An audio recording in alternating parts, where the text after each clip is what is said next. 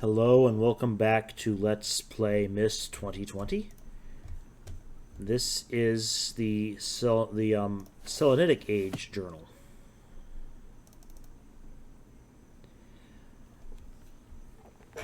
It has been a while since I have heard only silence, and I enjoy it greatly, I think.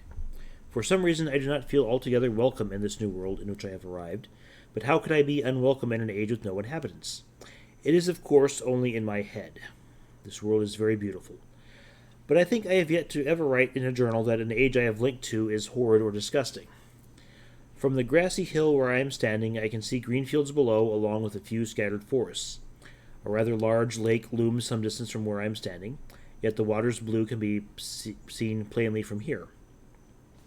The air is fresh, and the sky is sparkled with white clouds. It is absolutely breathtaking.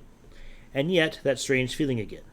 Perhaps it is the hot breeze that continues to blow from the north, hotter than I would have imagined. It almost singes my skin, and I feel quite uncomfortable when it comes. I will try to ignore it. Night has almost arrived, and the sunset is spectacular. Oranges and reds have settled above the western horizon. Though night has come, the horizon still glows red long past the sunset. Dark reds flow from the horizon and blend into the black sky. Again the feeling, and I am beginning to believe it is not all in my mind. I must sleep now. I will need my strength to explore more tomorrow. I have had to return home due to an unpredictable natural occurrence more frightening than I have ever experienced. I was awakened by terrible shakings in the ground and explosions on all sides of me. Gigantic balls of fire were falling from the sky, and I immediately left in fear of my life. I must remember to bring a Myst linking book with me when I return, in case the one I left there has been destroyed or damaged. I have returned to a different world than the one I left only 3 months ago. It has been transformed into a barren desert land, with only gigantic craters scattered across the land to provide variety. Strangely enough, the small grassy hill where I spent my first night remains exactly the way I found it. Apparently, the falling meteors did not hit this area, leaving an oasis in the midst of this horrible desolation. The hot wind, I remember, has turned into a rather pleasant breeze, which is at least one improvement. I fear it is the only improvement. The magnificent lake I saw on my first visit is now completely dried up. However, another lake exists, and it appears to be quite a bit larger.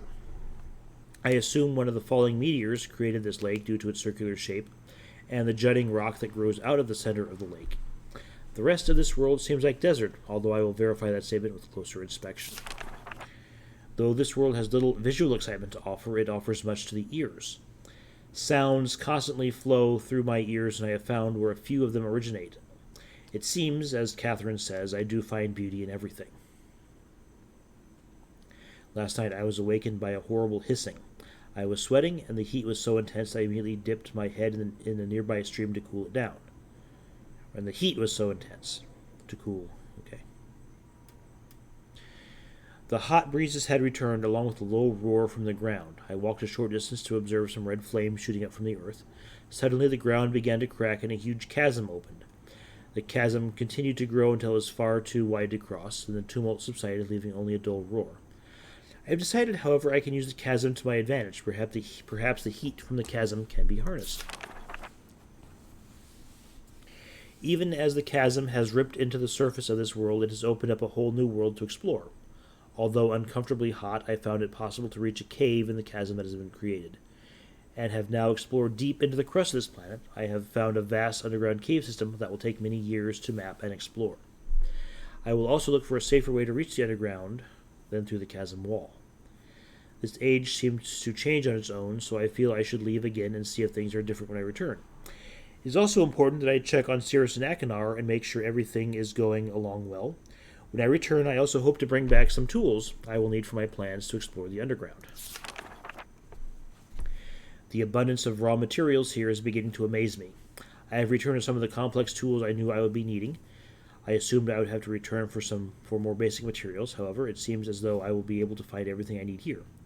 Of course, iron is abundant, but I have also found titanium occurring naturally. I am all the more excited to begin work. Everything is set, and I look forward to tomorrow. My raw materials are all here. I think I'll be able to have most of my additions to this age completed within 1 year. I so love working with my hands, whether writing or building. I began today on the bridge and 3 meters is not enough support for the beams, although there's a picture of the rocket ship. Most prized inventions, I am extremely... could never have imagined it to come together quite as... blah, blah, blah. I am leaving today in order to bring back Cirrus and Achenar. I have left them alone in Channelwood.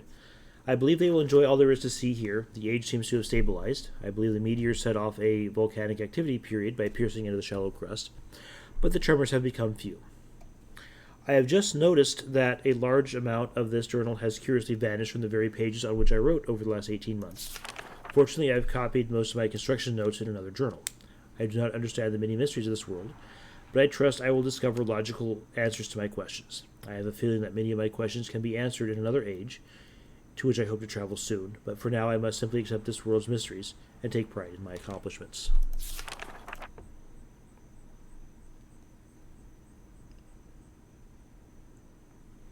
And there is a map of this age. I am not sure if this map was in the original, but this musical keyboard with notes on it, notes labeled, is probably a clue, and it's something to do with the rocket ship. So in our next episode, we're going to see what we can do to get into that rocket ship. So thanks for watching, and tune in next time.